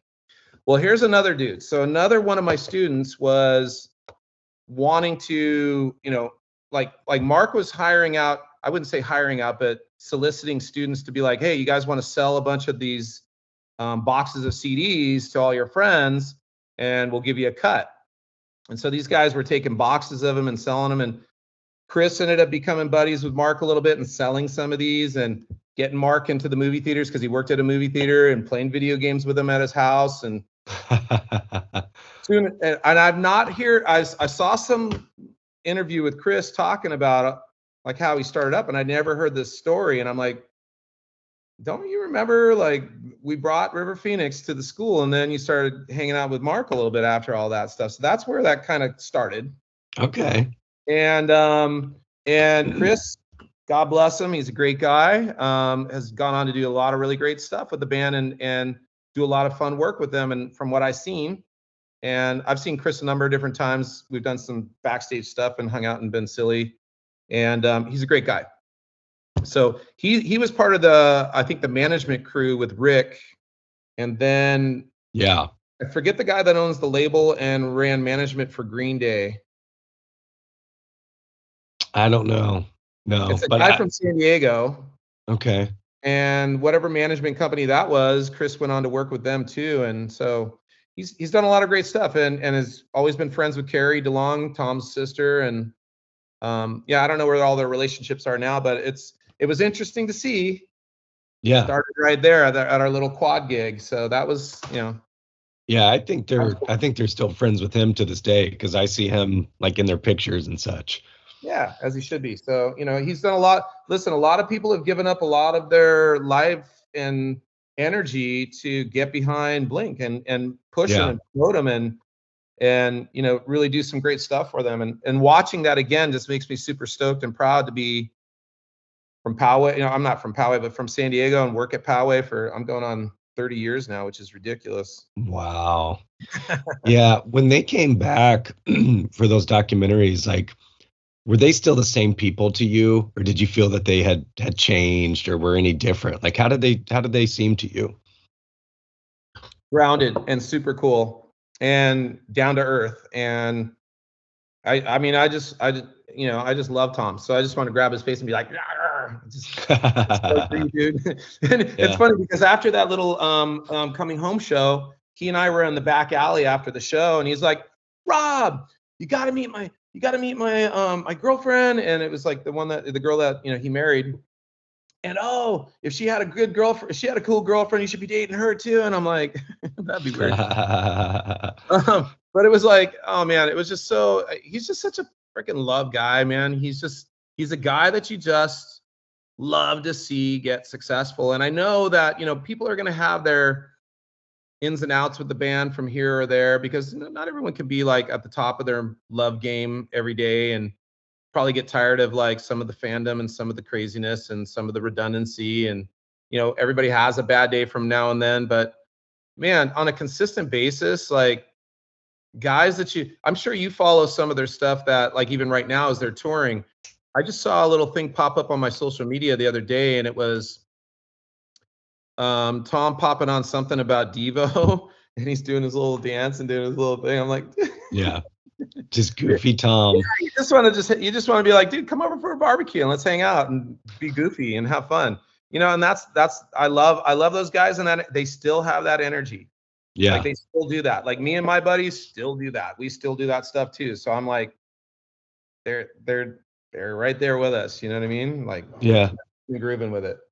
Yeah. So fast forwarding just a little bit, because I'm curious to get your thoughts. When they break up for that first time, do you remember getting that news? Like, were you bummed about it? Did you see it coming? Like, did it surprise you? The first time? Yeah. The first time, no, but I could see why tensions could rise. Like Boxcar Racer is probably going to add tension to a band. Anytime you take off with a band and form a band, and everybody does side bands, but they don't always bring the whole band into it except for one guy. So that was right. That's gotta add some tension. And Mark's a proud guy, so he's probably not feeling super comfy about that. So yeah, you could see that coming on, and then they do Plus 44, and then so Travis is like the silent partner in all this stuff all over here. Travis, man, are you the one really stirring the pot? What's going on here, dude? How did you feel about like Boxcar and Angels and Plus 44? I'm just curious because you've shown me some pictures. Like you have an extensive vinyl collection of these dudes. Like you still keep up with them to this day, which I think is so rad. Totally. Yeah, like I've got all their, like if you go look at their records, like the Angels and Airwaves records, like oh my gosh, you know what I mean? Yeah, you're up to date, like new singles totally and shit. Like these are all really fun. Boom, boom, boom. That last level, Angry Samoan, that. That's alphabetically, that was what was next. That's funny. Angels and Airwaves and Angry Samoans. There you go. Yeah, so they've got all kinds of little side project things, like Boxcar Racers got that. Travis does that little Yellow Wolf thing. Blink has this first single. They split with Iconoclast, which is kind of a cool thing to do. Like, it was very punk rock to split a single with a band. And actually, so I produced a single for Spray Allen, which is Eric Wilson and Wade Yeoman from Unwritten Law. I produced a single for them. It's called What Love Is. And it was a Dead Boys 1977 track. And so on the A side, it's that. And on the B side, it's a local all-girl punk band called the Fluorescents. Now they're called the Inflorescents, but they were the Fluorescents. We recorded them and a song called We Are the One. And it was an original Avengers song done in '77 by a girl San Francisco punk band. So they did, like, we're still doing the same thing, like this whole split single that thing, you know what I mean? Yeah, that's a pretty rare vinyl that came out like June 1994. Yeah, right. And then there's this, the Uranus ones. Oh, that's rad. I love how he's signing it like PHS, like a Poway inscription. That's pretty unique, dude. That's pretty cool. Yeah, like he's from Poway. That's cool. Well, because he is. Yeah. This Lemmings. Lemmings. I don't know how well circulated this is, but it's a 45 of all the small things. Okay. I don't have that. I don't know how rare it is, but I know I don't have that in my collection. That's pretty rad. I think it's a promo only type thing. Yeah, and like all the Blink singles. So there's like This Action, Picture Disc. Man, dude, you have like every one. I think so. I'm pretty avid about collecting stuff. So Miss You, Always, both of these guys. This is a weird one. This is like from Take Off Your Pants, I think. Yeah, it's the bonus tracks. Yeah. So there's all that action. And then, plus 44. Let's see. Yeah, and all the other records, all the LPs. I got all the crazy LPs, which is really cool and fun. So how do I feel about their side projects? Angels and Airwaves, I'm stoked. I love them. I felt, okay, so this is an interesting, if we start talking about perspective of how we see the band starting to do their thing. When Tom leaves and he does Angels and Airwaves, I can hear the synth and the almost like a sound score production type of thing going on. And so when he takes off and starts to do that music, I'm like, wow, this is what would be an evolution of Blink. But if you evolve to that with Blink, you're not going to be able to come back, right? So I get probably where the tension may be, where this side project stuff is not going to stay true to what they may want for the legacy of Blink, right? So this is my opinion. So as I'm listening to this, I'm like, wow, this is a brilliant side project. And then moving forward, like the thing happens with Travis, and then they get back together, and then they make the big announcement. And what's the next record right there? What are they doing? Neighborhoods. Yeah. So they do Neighborhoods, and on Neighborhoods, you can start to hear a little bit of that Angels and Airwaves influence, a little bit of keyboard, a little bit of just different vibe, but man, it's really good. Like, to me, that is a proper evolution of Blink. Like, that sounded really good. Yep. And then I think the following year or two, they did the Dog Eat Dog EP. Yep. Now, I think that was a bad move, but that's just me in my opinion. But I'm glad they didn't make it an official record. They made it an EP. So to me, it's not them really making claim to it. And I hear two things happening there. One, there's a song where there's a lot of synth, and there's a guy that comes in and raps on it. It's about a girl. Yeah, that's the one with Yellow Wolf. Yeah. So no thanks. Like, to me, that was like, sorry, I don't want to go negative here, but this is my opinion. Like, I felt like, oh, don't do that. It was like I used to love Rush. Yeah. 3-piece band, great band. And then they did the song called Roll the Bones, and they always integrated in synth into their stuff magically. Like, they were amazing musicians.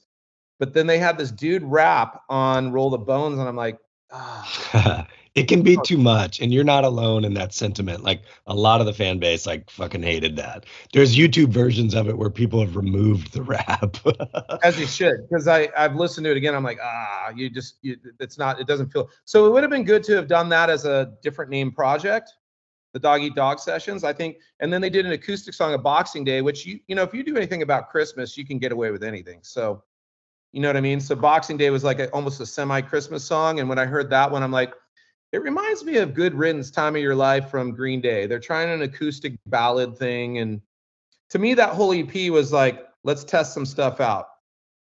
Now, I don't know this, but I'm going to perceive something. They break up again soon after, and there's tensions about Tom wanting to record everything in San Diego and them wanting to record everything in LA, and the tension mounts.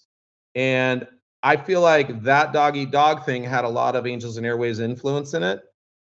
And probably, I'm guessing the rest of the band didn't want to do that. So for many reasons, which is up to the band to decide, but we're watching this from the outside. I'm like, here they go again. They're going to break up again. You know what happened right about that time too? And I'm an electronic artist guy. Like I do remixes. I've done a remix of David Bowie, The Police, Air, Sinead O'Connor, a bunch of artists I've done. And I just did one for Love and Rockets, which shamelessly promote them because I love Love and Rockets. And I produced a bunch of music with the bass player, David J, and I managed him for a while. That's a whole nother story, but we won't get into it. But anyway, so myself and Scott Kirkland, who's my buddy from Crystal Method, he's doing a remix of So Live. I'm doing a remix of So Live. And the band got a hold of it, and they're putting it out next year. This is the first time I'm announcing this one out, which is kind of fun and cool. They're putting it out next year, summer, July, and putting out a special edition 12-inch and doing some cool releases with it. Oh, rad. So I come from like a disco funk house thing, and Scott comes from his breakbeat eclectic kind of thing. And so the both of us together doing two separate 12-inch mixes. We're approaching different artists with this. So we do this. We're doing it for them. So coming from that electronic music perspective, I always want to do remixes for bands that I love, and so when I watched Blink get together with Steve Aoki on something, again, I'm going to put a little sour patch on this one again for something. I'm like, first of all, coming from the DJ community, Steve Aoki to me sold out. Like he's not. I've seen videos of him not legitimately DJing. Like stuff's changed. The mix is going on the track, and he's not there doing it. I'm like, ooh. I just like presses play. He's just throwing cakes at people. I'm like, ugh. But he's got a great promotion team, and he and DJ AM were part of the BPM magazine push. And there's another connection with Travis, because like at the time right before Travis did that whole drummer thing with AM, Tommy Lee was doing it earlier and drumming with a bunch of different DJs. And I was really heavy in the DJ scene at that time, and touring and doing a bunch of other things, and that was a hot ticket. Like Tommy Lee and the drum thing, and then Travis kind of took off it with AM, and that was legit. Like that was a really cool production. I loved that stuff. Oh yeah, and AM is a legit DJ. Like he does it, but Steve Aoki is not. And I just feel like Blink's tracks don't lend themselves to being a house music track or an EDM track, or you know what I mean? Like I was backstage talking with my friend Greg, who is the lead singer from Cigarettes After Sex. I don't know if you ever heard of them. Mm-hmm. Such a great band. And they sold out the Greek, and we were at the show at the Greek, and we were back there talking to him, and I'm like, I'm making a pitch. I'm like, hey, Scott and I from Crystal Method, we could do a remix of some of your tracks, and we could do this, this, and this. And he's like, the reason why I don't do remixes of any of our tracks is when someone listens to Cigarettes After Sex, I want it to be timeless. They don't know if it came from the 80s, the 90s, 2000s, now, some other era. It's just timeless. And our imagery is timeless, and our pitch is timeless. I'm like, you are genius, dude. Like, I still want to do a remix for you. but I can totally appreciate what he's doing. And I'm like, that makes sense. And for me, remove Dog Eat Dog and keep Blink on exactly the profile of what they're doing without any electronic remixes. And I'm like, they're timeless. They are a timeless pop punk band. Timeless. And that's why it transcends into this next generation. And this next generation, I bet if you check out the audience and all their shows, I'm like, there's a bunch of high schoolers still totally identifying with their coming of age music. Oh yeah. So it's timeless, like that is their gift. How did you feel? Because obviously, like, your ties are more with Tom. How did you feel when they break up that second time and then they bring in Matt Skiba, for those 3 albums? Was it 3 albums? I thought it was 2 albums. Well, I count the deluxe as one, but yeah, Cali Deluxe and 9. Okay, yeah. God bless them. I like Alkaline Trio. I think they're great. I think it's again a mistake to make that project a Blink project. I think they should have called it something else, like their Plus 44 project. To me, that was like another Plus 44 project. So they could have been called something else. You know what I mean? Yeah. Blink 22, Plus 44, call them Skiba 22 or something. You know what I mean? I don't know. I mean, a lot of people felt that way. So you're not alone there. I'm just always curious, and especially given your ties to Tom. You've known the dude since he was a little, like, high schooler essentially. So it's crazy. Yeah, but I wish I hung out with him every day ever since, but we haven't. So you know what I mean? Like, I've seen him in some weird passing moments, and some of the weird passing moments.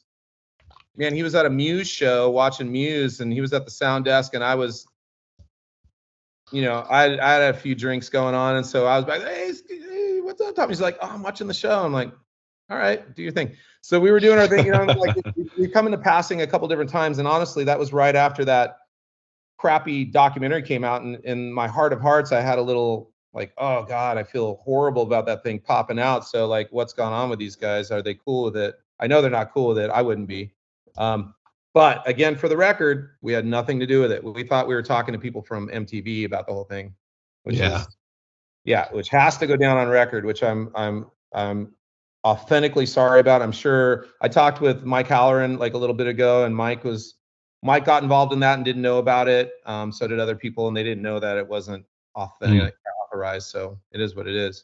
Yeah. Anyway, yeah, and then what's interesting? I had some students a while back do a really cool film called Reckless Abandon, and what they did was they re-sang the Blink-182 songs, made a sound score out of it, and did a musical play like Across the Universe. Remember when Across the Universe came out? It was a movie, and it put together all these Beatles songs and created a story, and that was the movie, almost like a musical.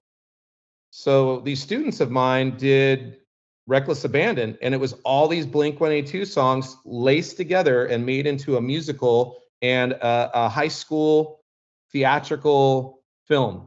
Oh, that's awesome. It was super cool. So I talked to Carrie DeLong about it, and she's like, oh, I'll get it to Tom and come on in and talk to him. And then I came on over to, he had Macbeth at the time, and he had, I think it was Angels and Airways had their like rehearsal studio in the back end of this warehouse that was there at Macbeth. Yeah. Tom was out in front, and he's on the phone. And he had just been going through some of his own challenges of, meds and drinking or whatever was going on. And, I was going to be like, hey, and I didn't want to interrupt him. And he was busy off doing his own thing. And I go into the warehouse and give the stuff to Carrie. And she's like, well, I'm going to get Tom in here. And then Tom couldn't come in there. And then I see Tom's wife and I say hi to her. And, I don't know, like we had some really kind of interrupted passings as of, a ways back. But, again, it's like he's just moved into this space. Like we can't go back to 1993, 94, 95 and be like, hey, how's it going? Right. Let's work together and do some fun stuff. Like that dude's like aliens exist. I think he's an alien. I think he's probably he's part of another freaking planet. You know what I mean? Yeah. Yeah, it's crazy. Yeah, legitimately. Like he's that huge. Mark is that huge. Travis is obviously that huge. To me, it's kind of outer worldly. When you get that big, people that are your friends sometimes hook on as friends, and they're not really friends. They're kind of, just in it for the, like, wow, you're a star, so I want to ride this pony with you. And, it's hard for guys like that to navigate the community of friendships and people that care about them. I mean, I care about them, but, I'm not close to them anymore. So we all just talk about them in such love and admiration. And, it was nice to have a part in that early beginning, but, what did that look like? And what did that actually become? It's, I'm kind of like Mike Halloran in a way. Like, we like putting people together and then letting them ride, and I've thought it to myself numerous times, like before Rick came along, Tom said to me at one point, he's like, do you ever think about managing someone? We need a manager. And I'm like, yeah. And again, I'm looking at that box of 12 cassettes of these other bands, and I'm like, yeah, I just got a good job. Like, I'm not going to give this job up. You know what I mean? Right. Oh my God. And back then he was talking about the show that he was going to do, and they brought a goat on stage at Soma, and I went out to his show and saw his show. These guys did the craziest stuff. Here's another little side story. Tom told me this. Is this true or not? I would imagine it was. He was living in an apartment with some friends in Escondido, and for like a little party platter, they had a toilet that was in one of the rooms there that was clean, I'm guessing, I'm hoping, but it was not part of it wasn't part of the plumbing. It was just sitting out on its own like furniture. And they would put like bean dip in it and make it like a chip dip. Oh my God. They were telling me stuff like that. And I'm like, you bring a goat on stage and you would do the stupidest, funniest stuff. And like I think as these guys just continue to evolve and tell their jokes, it was like part of them doing what they do. And it's just, what a great stand-up. Yeah, I mean, to me, Blink is just like, it's a good time. Like, when I think about Blink, it's just fun. Getting into their sad songs, and then they got their fun songs. Like, I'm listening, like before we did this, got together and talked about this, I was listening to them on my bike ride, and I'm listening to their music again, and I'm like, just channeling all the songs through my head. I'm like, another fun one, another happy one, another fun one, another great hook, another great guitar hook, just great melodies.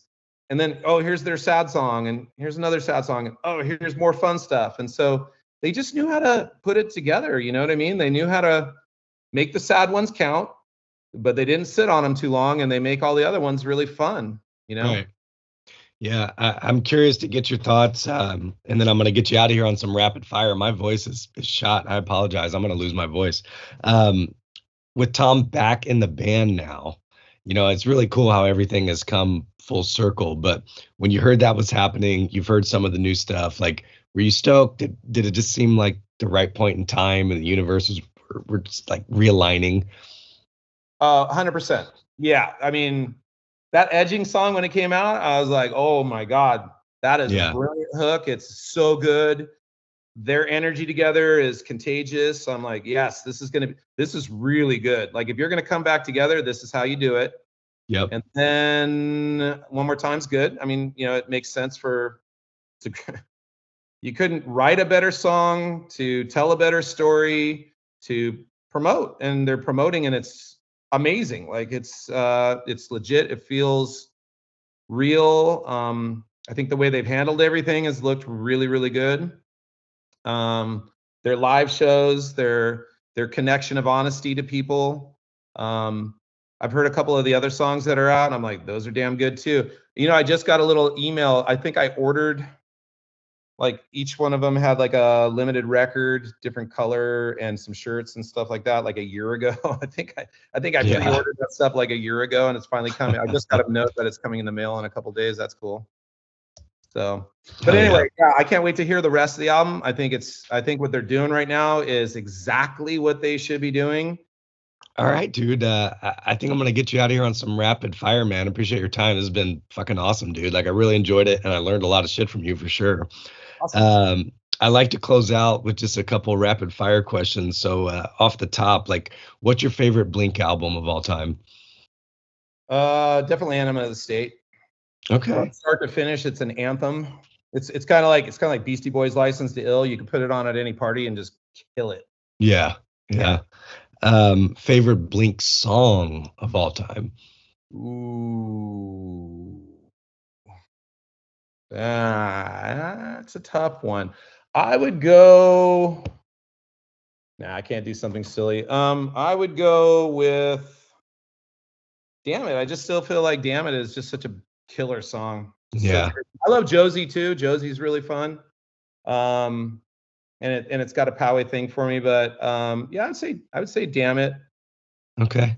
Rock Show's a great track. Like what a hook. Like Oh what a great. yeah. I'm curious, like advice for, I guess, like upcoming bands Let me or back up real quick. sure. My favorite band of all time is actually The Cure, all time. Oh, okay. When they did that, and they did that collaboration with Robert Smith, I was like, oh, dude. Yeah, all of Like, this. brilliant move because Robert Smith was at a lull in his career and he was doing like one-offs with a lot of different bands. Blink pulled him in, and I don't know how that one happened. Yeah. In fact, I was at a barbecue at Rob Machado's house, and Tom was there, and he was telling me like, "Hey, we got together with Robert Smith from The Cure." I'm like, "What? Yeah. Like seriously? That's amazing." So And that, to be yeah, honest, that that was meant my favorite stuff, actually. That. But, yeah. okay. And obviously, like they're huge fans of The Cure as well. So that was like working with their hero, which is crazy. Oh, so crazy. Like him and Robert Smith and Paul McCartney, I'd probably lose my. I'd have to wear some Depends when I'm meeting them. But everybody else, you know, it's like awesome. I love bands, and I love talking shop and music with bands, and I love hanging out with bands and being with people. But yeah, those two guys, oh my goodness, they're godlike. Yeah.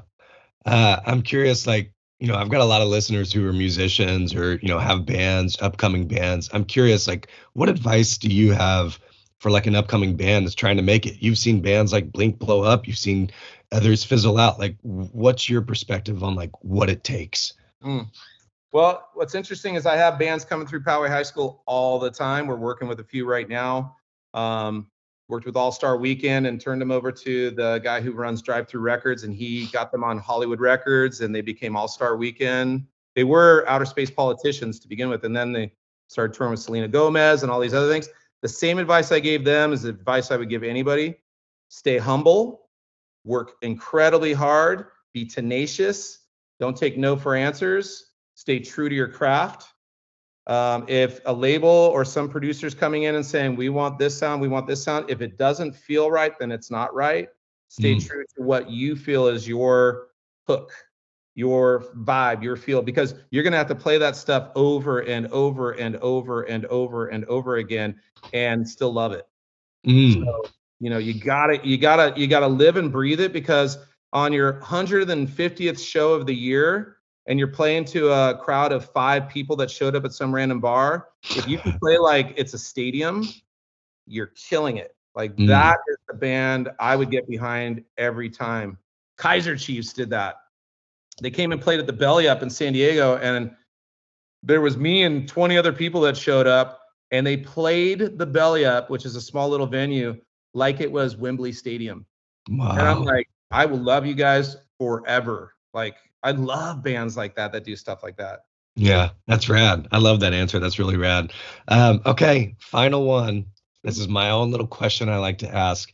House is on fire. Everybody's safe, family safe, pets, kids, everybody's safe.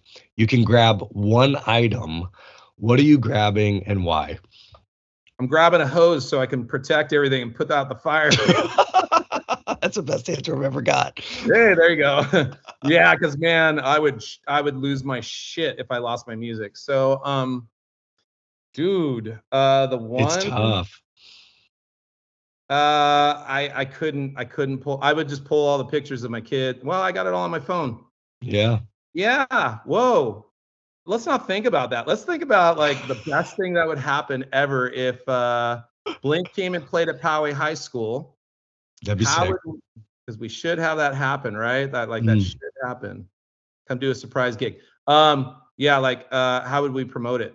That's what I want to do. That'd be gnarly. I'd fly out for that. If they show up back at your quad, I'll fly out for that and chill and watch that. That'd be rad. That was one of their earliest gigs, and I think they should be like, hey, let's do a surprise gig. Let's do a surprise gig. I think they should. That was one of their earliest gigs, and I think they should be like, hey, let's do a surprise gig. That was one of their earliest gigs, and I think they should be like, hey, let's let's round it off. Yeah, and it would be rad to have the band come in and do like a little KCRW recording in at our studio. There you go. Now you're shooting big. And our, we have a songwriters club. Like those guys play acoustic guitar and jam and write songs all day long in my classroom. Like, wouldn't it be rad if Tom popped his head in and was like, let's jam a song. Let's do this. Yeah, that would be. Well, maybe he or Carrie or somebody will listen and the seed will be planted. I'm rooting for you. I'll try my best. All right, dude. Well, man, this was such a pleasure. Like I said, appreciate your time, Rob. You got anything else you want to say to the listeners before we wrap up? No, I would just say this, like, what if you're going to get behind a band, 100% stamp of approval. Like, what a great band to get behind. They're fun. They're fun loving. They're good to their fans from what I've seen. And I'm just stoked that we've got really good music that's popping out from them still. So this is really exciting. Yeah. 31 years later. They're great guys. So it's like, next time I see Tom, I'd love to hug him and be like, dude, what a long journey you've had, man. This is awesome. It's been 30 years, like damn near to the month where he first walked into your office.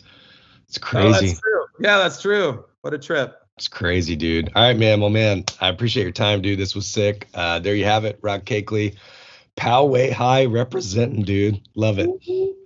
Thanks, man. All right. Cheers.